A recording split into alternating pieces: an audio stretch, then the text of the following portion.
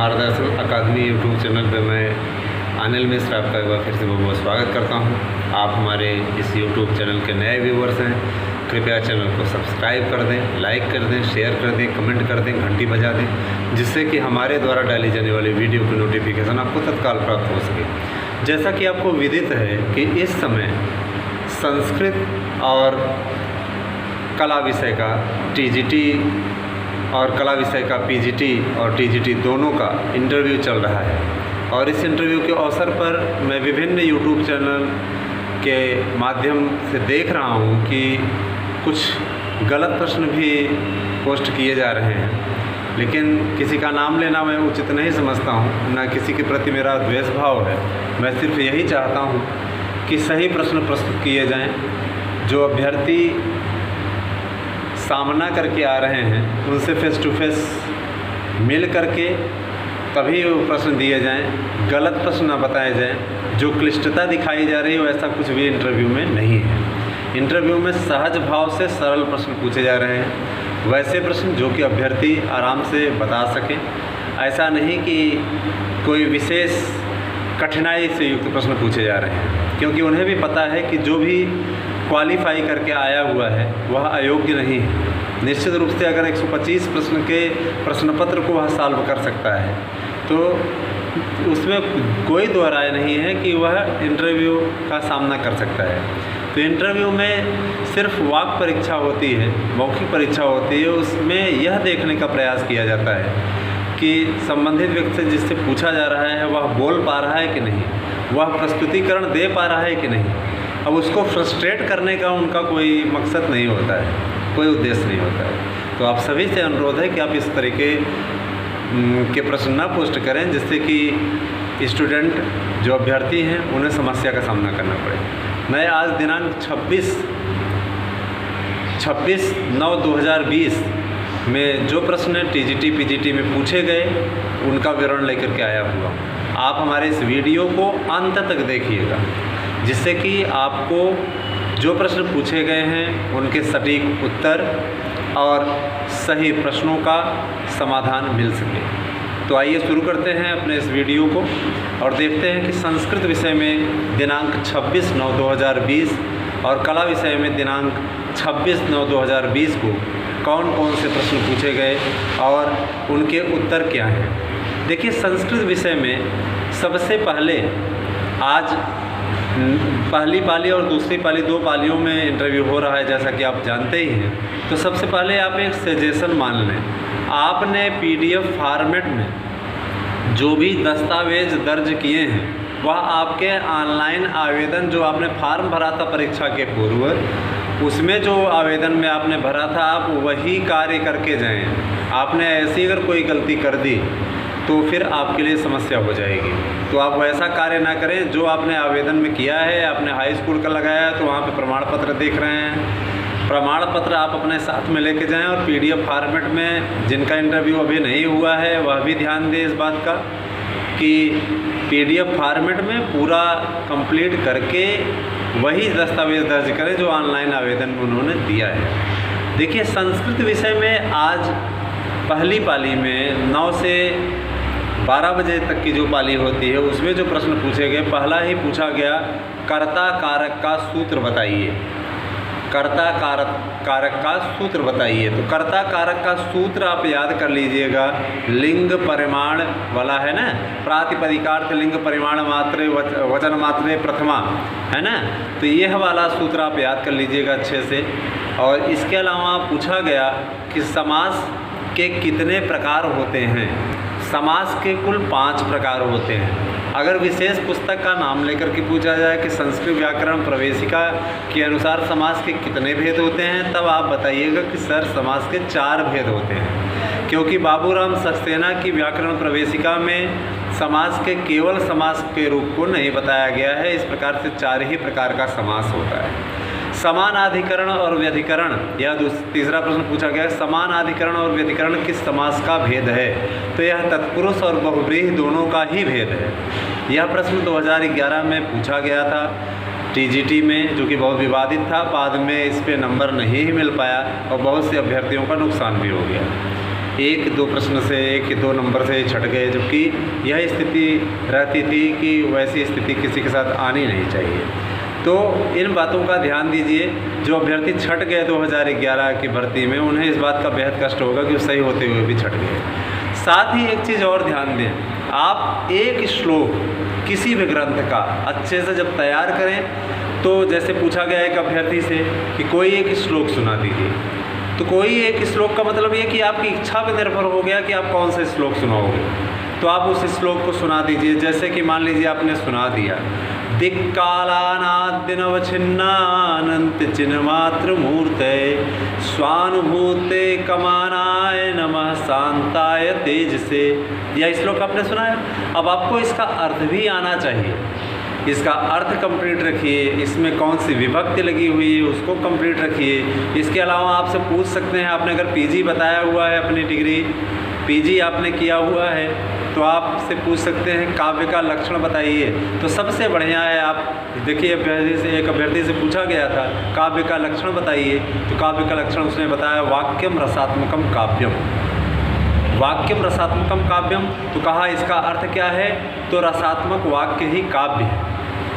माने पूछा कि ये किसके अनुसार कहा गया है, तो ये कविराज विश्वनाथ के अनुसार कहा गया है। अगर आपने पीजी बताया तभी आपसे पूछेंगे। हालांकि साहित्य दर्पण आपने बीए में पढ़ा हुआ है तो आपसे पूछ सकते हैं, उसमें कोई दो राय नहीं है।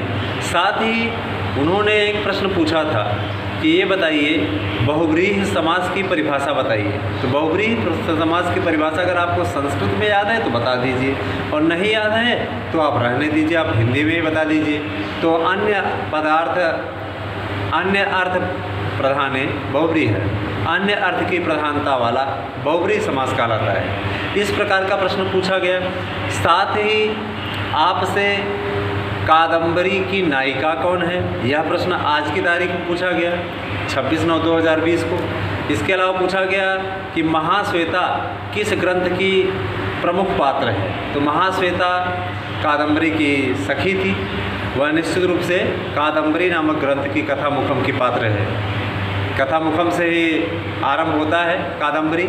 एक प्रश्न यह भी पूछा गया था कि कादम्बरी का आरंभ कहाँ से होता है, तो कादम्बरी का आरंभ कथामुखम नामक शीर्षक से आरंभ होता है।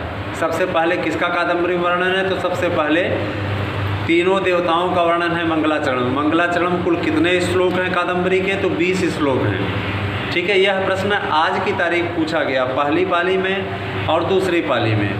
दूसरी पाली में भी बहुत इम्पॉर्टेंट प्रश्न पूछे गए, जिनका विवरण मुझे धीरे धीरे प्राप्त होता जा रहा है। मैं आपको बताता चल रहा हूँ, जो भी अभ्यर्थी दे करके निकलते चल रहे हैं, उनसे रिपोर्ट ले करके आपके पास सेंड करते चल रहे हैं कि उनसे कौन कौन से प्रश्न पूछे गए। तो हमारे इस चैनल पे आपको सही प्रश्न मिलेंगे, जो प्रश्न पूछे गए हैं वही प्रश्न मिलेंगे। अन्यथा की स्थिति में नहीं, आप स्वयं जाएंगे तो आप देखेंगे कि वहाँ पे जो प्रश्न हम बता रहे हैं उसी प्रकार के प्रश्न पूछे जा रहे हैं, अधिक कठिन प्रश्न नहीं पूछे जा रहे हैं।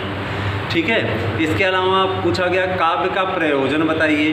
तो आप लोग काव्य का प्रयोजन तैयार कर लीजिए, काव्य का प्रयोजन क्या है। ठीक है, पीजीटी की तैयारी करने वाले अभ्यर्थी भी ध्यान दें, काव्य का प्रयोजन अवश्य पढ़ के जाएं, क्योंकि पीजीटी का भी कार्यक्रम आ चुका है। पीजीटी के लिए विशेष रूप से संस्कृत का हम लेकर के वीडियो आएंगे, आप लोग देखिएगा और उसकी तैयारी कीजिएगा। साथ ही आज पूछा गया कि विभक्तियाँ 7 हैं, विभक्तियों में 7 विभक्तियों में से ध्यान दीजिएगा पंचमी का विधान करने वाला कोई उदाहरण बताइए। तो आप जानते हैं कि आत लग जाता है अंत में पंचमी को, जैसे वृक्षात। तो इसका चिन्ह उन्होंने पूछ लिया कि इसका चिन्ह क्या है, तो इसका चिन्ह है से अलगाव, यह चिन्ह है। फिर पूछा कि ध्रुवम पाए अपादानम, ध्रुवम पाए अपादानम, इसका अर्थ बताइए, इसको समझाइए। ठीक है, तो इसको आपको समझा देना है कि ध्रुव अपाय धन अपादानम, माने पृथक होने की स्थिति में जो वस्तु या व्यक्ति जिससे पृथक होता है, जिससे वह पृथक होता है, उसी की अपादान संज्ञा होती है। और कहा जब अपादान संज्ञा हो जाए तो पंचमी विभक्ति का प्रावधान किससे होगा, तो कहा अपादाने पंचमी, अपादाने पंचमी नामक सूत्र से अपादान विभक्ति का प्रावधान किया जाएगा।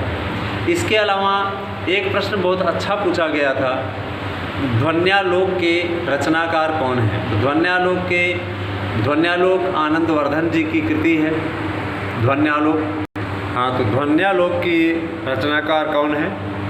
तो इसको आपको आनंदवर्धन कर देना है। आनंदवर्धन ध्वन्यालोक के रचनाकार हैं। इसके अलावा आप लोग काव्य लक्षण अच्छे से तैयार करके जाएं। किस प्रकार का काव्य लक्षण? आपको सिर्फ काव्य लक्षण में यही वाला दे दीजिएगा, काव्य की जो मम्मट जी ने दिया हुआ है, मम्मट जी का दे दीजिए, या तो आप विश्वनाथ कविराज का दे दीजिए। ठीक है। एक प्रश्न पूछा गया था कि आप कठोपनिषद पढ़ के आए हो, कठोपनिषद आपने पढ़ा है? तो कठोपनिषद जैसे आपने कह दिया कि हाँ कठोपनिषद सर हम पढ़े हैं, तो इसमें यह पूछ रहे हैं कि इसमें किसका संवाद वर्णित है? तो यक्ष, इसमें यमराज और नचिकेता का संवाद वर्णित है। इसके अलावा किसी एक विरह ग्रंथ का नाम बताइए। तो मेघदूत। मेघदूत को किस काव्य के नाम से जाना जाता है? तो इसे संदेश काव्य के नाम से जाना जाता है। ठीक है, गीति काव्य है, संदेश काव्य। तो यह आप बता सकते हैं। अभिज्ञान शाकुंतलम का जो मंगलाचरण है उसमें कौन सा छंद है? तो श्रगधरा छंद है। आप लोगों को मंगलाचरण का हमने पूरा वीडियो ही दे दिया है।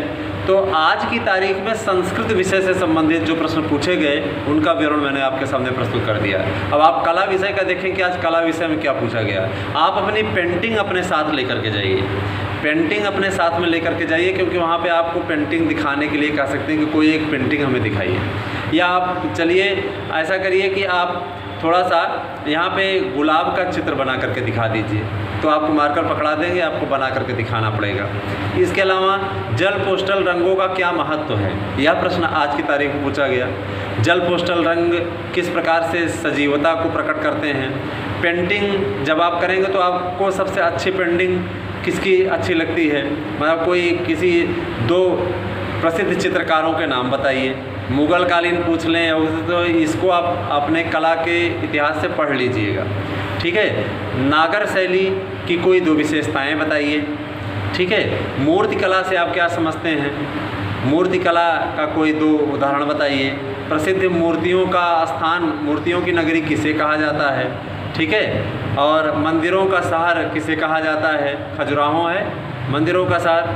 तो यह प्रश्न आज की तारीख में कला विषय से विशेष रूप से पूछे गए। कला विषय की कोई एक पेंटिंग आप ज़रूर अपने साथ में लेके जाएं। तैयारी कीजिए। जहां आपको समस्या होती है आप समस्या के लिए कमेंट कर सकते हैं, हम आपकी समस्या का समाधान करेंगे। वीडियो देखने के लिए धन्यवाद। वीडियो को लाइक कीजिए, सब्सक्राइब कीजिए, शेयर कीजिए, कमेंट कीजिए और इसे वायरल कर दीजिए।